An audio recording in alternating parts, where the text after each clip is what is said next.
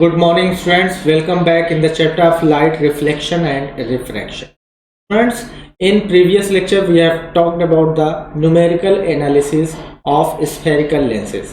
Friends, previous lecture में हमने convex lens और फिर उसके बाद कॉनकेव लेंस के बेसिस पर कुछ न्यूमेरिकल एनालिसिस किया था, न्यूमेरिकल प्रॉब्लम को सॉल्व किया था. Friends, now in today's lecture we are going to discuss about the power of lenses. Okay friends, this is the last but not least topic of this chapter. Okay, now yes friends, first of all, power of lenses. Power of lenses क्या है? The degree of convergence or degree of divergence of spherical lenses is known as power of lenses. Friends, कहने का sense ये है कि कोई भी spherical lens, चाहे वो कॉन्वेक्स लेंस हो या कॉनकेव लेंस हो, इन लेंसेज के अंदर जितना ज्यादा से ज्यादा कन्वर्ज करने की डिग्री होगी, कन्वर्ज करने की क्षमता होगी, या लाइट को डाइवर्ज करने की जितनी ज्यादा डिग्री होगी, that will be known as power of lens. यानी कोई लेंस किसी भी लाइट को, यानी पैरेलल आती हुई लाइट को प्रिंसिपल एक्सिस पर जितनी पहले ही क्या कर लेगा, कन्वर्ज कर लेगा या डाइवर्ज कर लेगा, ठीक है, तो उस लेंस का आप कह सकते हैं कि पावर उतना ही ज्यादा होगा.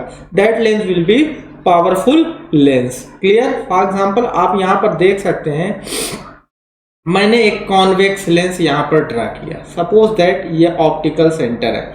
अब ये लेंस एक पैरेलल आती हुई लाइट को क्या कर रहा है, ये यहां पर इस पॉइंट पर क्या कर रहा है, कन्वर्ज कर दे रहा है. So that should be its principal focus. एक दूसरा लेंस मैंने कॉन्वेक्स लेंस लिया, ठीक है, ये सपोज दैट इसका ऑप्टिकल सेंटर है. अब ये पैरेलल आने वाली लाइट को क्या करता है, कन्वर्ज करता है. और कहां पर कन्वर्ज करता है, ये बहुत दूर ले जाकर के कन्वर्ज करता है. तो it should be principal focus.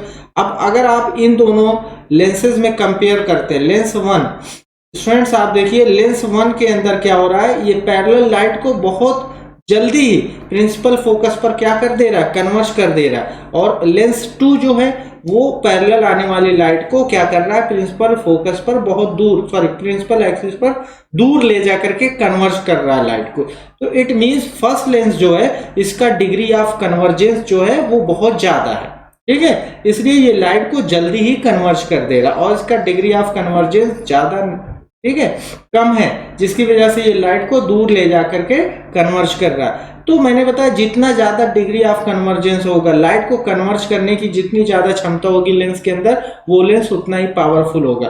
तो इन दोनों लेंसेज में अगर हम कंपेयर करते हैं तो लाइट को कन्वर्ज किसके द्वारा ज्यादा किया जा रहा है, लेंस वन के अंदर. तो this lens one is more powerful than lens two की तुलना में ये लेंस वन क्या होगा, बहुत बहुत ज्यादा पावरफुल होगा. स्टूडेंट्स मेरी बात समझ में आ रही है? अब हम यहां पर कंपेयर करते हैं फोकल लेंथ की. आपको पता है the distance from optical centre to the principal focus is known as focal length. अब बच्चों यहां पर आपने देखा ये फोकल लेंथ यहां पर मिली, और इसके केस में आप देख रहे हैं फोकल लेंथ क्या है, यहां पर मिली, ठीक है. अब अगर हम बात करें कि शार्टर फोकल लेंथ किसकी है, लेंस वन की, और लॉन्गर फोकल लेंथ किसकी है, लेंस टू की. तो यहां पर हमको मिल रहा है कि जो लेंस जितना पावरफुल होता है उसकी फोकल लेंथ क्या होती है, उतना ही छोटी होती है या उतना ही कम होती है. तो यहां से एक डेफिनेशन और मिल गया, यानी मोर पावरफुल लेंस, ठीक है, आपकी जो फोकल लेंथ होगी विल बी लेस. ज्यादा पावरफुल लेंस के अंदर उसकी फोकल लेंथ क्या होगी, कम होगी, और कम पावरफुल लेंस के अंदर फोकल लेंथ ज्यादा होगी. It means there is a reciprocal relation between power and इसके बीच में फोकल लेंथ. क्लियर? सो यहां से भी आप डिफाइन कर सकते हैं, the power of a lens is defined as the reciprocal of its focal length in metre. Friends SI unit metre होती है, इसलिए जो है मीटर में ये मेजर किया जाता है. तो हमने यहाँ पर बात किया कि the power of lens is defined as the reciprocal of its focal length in metre. किसी भी जो लेंस का फोकल पावर होता है वो उसकी फोकल लेंथ के रेसिप्रोकल होता है, ठीक है, उसके इनवर्स होता है. क्लियर हो रही बात? तो स्टूडेंट्स यहाँ पर हम बात करें अगर कि अब SI unit, the SI unit, sorry students, आप यहाँ पर रिलेशन लिख सकते हैं इस तरह से, P is equal to F in metre. Now we can write P is equal to F1 upon F in metre. Clear हो रही बात स्टूडेंट्स? इस तरह से आप क्या कर सकते हैं, मैंने आपको बताया कि रिलेशन आप बना सकते हैं और ये रिलेशन न्यूमेरिकल प्रॉब्लम को सॉल्व करने के लिए यूज होगा. और वो रिलेशन क्या है, P is equal to 1 upon F in metre. और अगर आप इसी को सेंटीमीटर में लिखना चाहते हैं, अगर फोकल लेंथ सेंटीमीटर में दिया है तो इसको इस तरह से आप कन्वर्ट कर सकते हैं, P is equal to 100 upon F, और तब यहां पर क्या हो जाएगा, F is in centimetre. Clear हो रही बात? यस, ठीक है. इस तरह से आप जो है इसको मेंशन कर सकते हैं. ठीक है, तो ये पावर और फोकल लेंथ का रिलेशन हो गया. Now the SI unit students, the SI unit of power is dioptre. SI unit क्या है, डायोप्टर है स्टूडेंट. एसआई यूनिट इसकी क्या होती है, डायोप्टर होती है. Clear? And this dioptre is denoted by capital D. Capital D से इसको डिनोट करते हैं. कैपिटल डी भी आप लिख सकते हैं या पूरा डायोप्टर लिख सकते हैं. तो dioptre is the SI unit of power of lens. Clear? Sometimes it is asked define one dioptre, one dioptre, dioptre. Okay, so one diopter is the power of a lens whose focal length is 1 metre. इस तरह से define कर सकते हैं. आप देखिए P is equal to 1 upon F है, और P की जो यूनिट है डायोप्टर है. हमको कितना डायोप्टर लाना है, 1 डायोप्टर लाना है.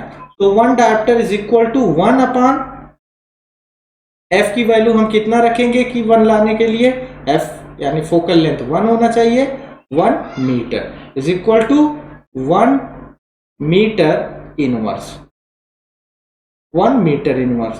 क्लियर बच्चों? इस तरह से आप यहां पर देखिए रिलेशन मिल गया हमको. 1 dioptre is equal to 1 upon 1 metre is equal to 1 metre inverse. तो आपने देखा कि 1 डायोप्टर कब मिलेगा, जब फोकल लेंथ लेंस की 1 मीटर होगी. तो आसानी से आप इसको डिफाइन कर सकते हैं. 1 dioptre is the power of lens whose focal length is 1 metre. एक ऐसा लेंस जिसकी फोकल लेंथ 1 मीटर होगी, तो उस लेंस का जो पावर होगा वो 1 डायोप्टर होगा. ठीक है, तो इस तरह से बच्चों आप 1 डायोप्टर को इजीली क्या कर सकते हैं, डिफाइन कर सकते हैं. कभी कभी एक डायोप्टर जो है वो डिफाइन करने के लिए एग्जाम में आता है. Clear? Now another topic related to the power of lens, that is power of combination of lenses. Sometimes it is asked that so many lenses are placed in a close contact, then what would be the combination of that lens. ठीक है, power of combination of those lenses. ठीक है, तो यहाँ पर मैंने बताया आपको कि मान लीजिए कि if a number of lenses are placed in a close contact whose powers are P1, P2, P3, P4 and so on, इस तरह से बढ़ते जाएं. ठीक है, then the power of combination of lenses would be क्या होंगे, P combination is equal to P1 plus P2 plus P3. क्या हो जाएगा बच्चों, power of combination is equal to P1 plus P2 plus P3 and so on. जितने भी होंगे 4 होंगे तो P4. बट याद रहे स्टूडेंट्स, इनके हम कन्वेंशन के साथ साथ ही इनके पावर को ऐड करेंगे. पावर का कन्वेंशन क्या है, तो convention for convention of power, friend, convention of power. ठीक है, कॉन्वेक्स लेंस के पावर का जो कन्वेंशन होता है, ठीक है, convex lens that will be positive and concave lens is equal to negative. यानी concave lens के पावर का कन्वेंशन क्या है, नेगेटिव.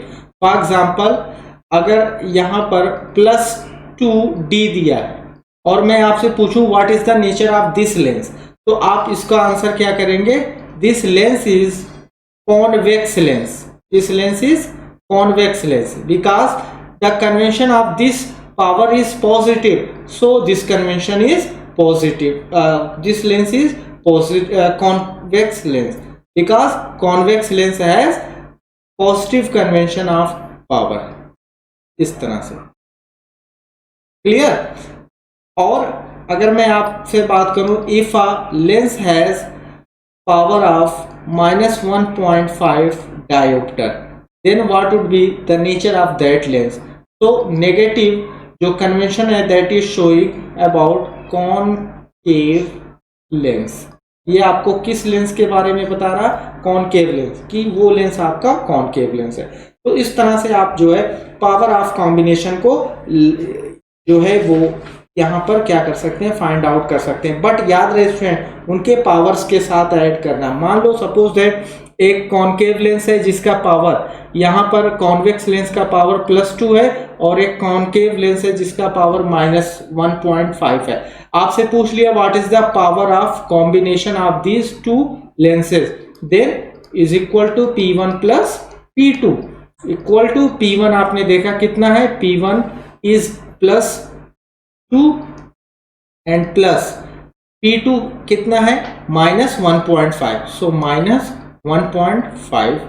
क्लियर। सो अब क्या हो जाएगा, 2 plus into minus -1.5 is equal to आपका कितना आ गया, +0.5 डायोप्टर। तो कितना मिल जाएगा आपको, पावर ऑफ कॉम्बिनेशन इन दोनों लेंसेज का कितना मिल जाएगा, +0.5 डी डायोप्टर मिल जाएगा। इस तरह से आप कन्वेंशन के साथ ही इनके कॉम्बिनेशन को फाइंड आउट करते समय सम करेंगे, इसको ऐड करेंगे। कभी कभी फोकल लेंथ ऑफ कॉम्बिनेशन पूछ लेता है, देन